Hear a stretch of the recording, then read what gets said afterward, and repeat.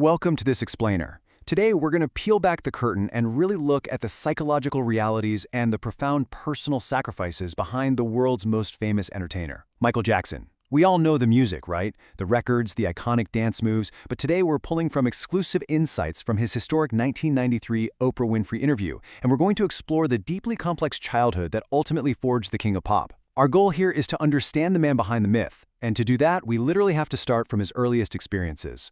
Listen to this observation from Suzanne DePass. She was a Motown executive who worked really closely with him in those early days, and she said, he lost the ability to be a kid before his 12th birthday.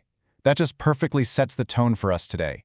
We're going to dive deep into how his completely unprecedented success on the global stage contrasted really sharply with a deep, hidden personal loneliness. It's a fascinating, if heartbreaking look at the ultimate price of early stardom. Okay, let's dive into this. Part 1. The Child Prodigy, or The Boy Wonder of Gary, Indiana. Now, to understand the adult, we absolutely have to start with the boy wonder, because even as a very young child, his explosive early success was just undeniable. He drew massive inspiration from watching legends like James Brown on TV, analyzing their every single move to develop this incredibly raw, natural talent. And the sheer velocity of his rise to fame, it was staggering. I mean, the Jackson family went from being a steel mill worker's family in relative obscurity to experiencing this massive transformation almost overnight. They had their Motown audition, were instantly signed by Berry Gordy, who, recognized their genius right on the spot, and then rapidly fired off 4 consecutive #1 hits.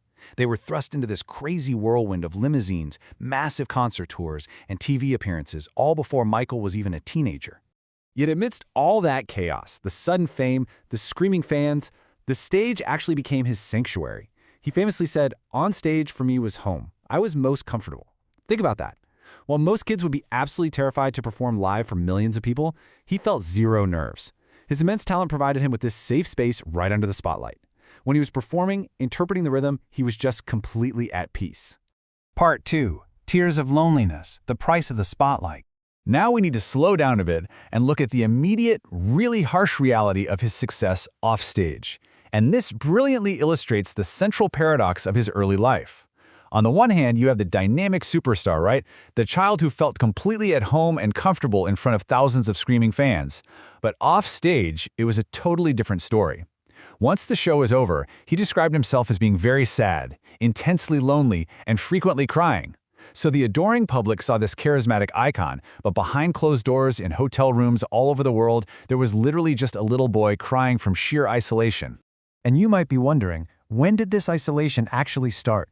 Well, when he was asked at what age this profound, continuous loneliness and sadness began, his answer was 8 or 9 years old. Just let that sink in for a second. At 8 or 9, an age when most kids are just, figuring out playground dynamics and trading cards, he was already carrying the emotional weight of global fame. He was feeling completely alienated from the world around him. Because of that immense fame, he missed out on pretty much every normal childhood milestone. No slumber parties, he couldn't go play in the park, couldn't hang out, couldn't even go to the movies without bodyguards and an absolute mob of people following him. In fact, he stated he didn't have any outside friends at all. His only friends were his brothers. The simple, everyday things that most kids completely take for granted were just entirely stripped away from him. And this isolation was compounded by a really grueling daily routine. We're talking 3 hours of schooling with a private tutor and then going straight to the recording studio, working for hours and hours until it was time to go to sleep. There's this heart-wrenching anecdote he shared where he described being in the recording studio late at night, looking out the window at a park across the street. He would watch the other children playing and making noise, having fun, and he would literally cry because he had to sit there and work instead of joining them. Which brings us to a really pivotal crossroads in our explainer. So what happens when the cute, charming child star grows up? The public, they fall in love with this static image of a child prodigy, but biology dictates that the child eventually has to become an adult, and this transition is historically difficult for any famous youth. But for someone at this completely unprecedented level of fame, it was an absolute collision course. Part 3. A difficult adolescence. The pain of growing up. See, the public wanted to keep him young and little forever, but nature took its course, bringing physical changes that totally stripped away his identity as just the cute kid. And the internal anguish he felt during this transition was staggering.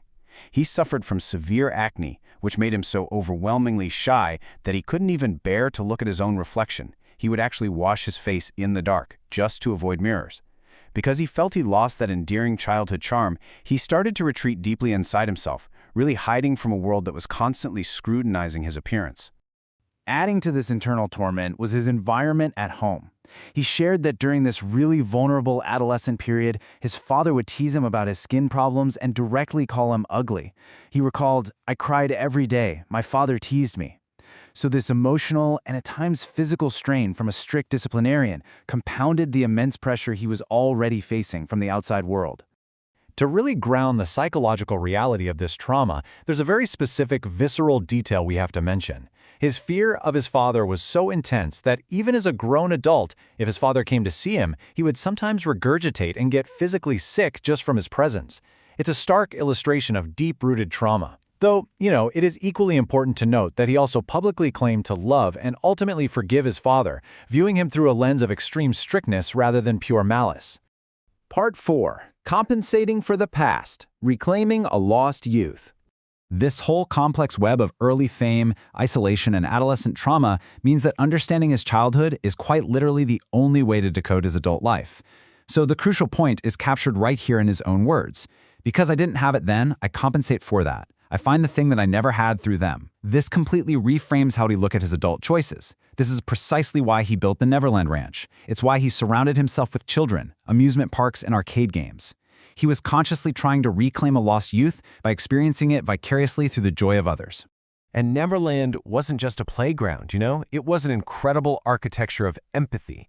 He regularly hosted terminally ill children from foundations like Make-A-Wish, utilizing full-scale rides like a Ferris wheel and bumper cars.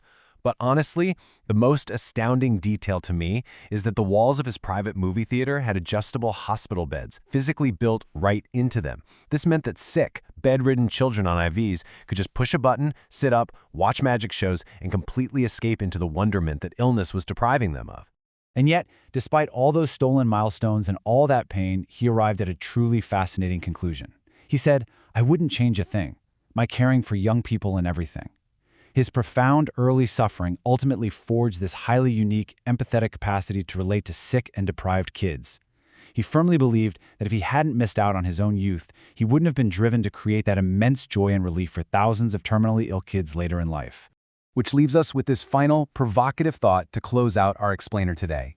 He built this absolute empire of childhood magic for others. But does creating a childhood for others ever truly heal the lost child within?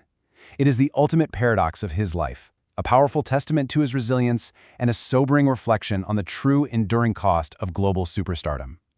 Thank you so much for joining me to explore this profound story today, and I really hope this provided you with a powerful new lens on a legendary life.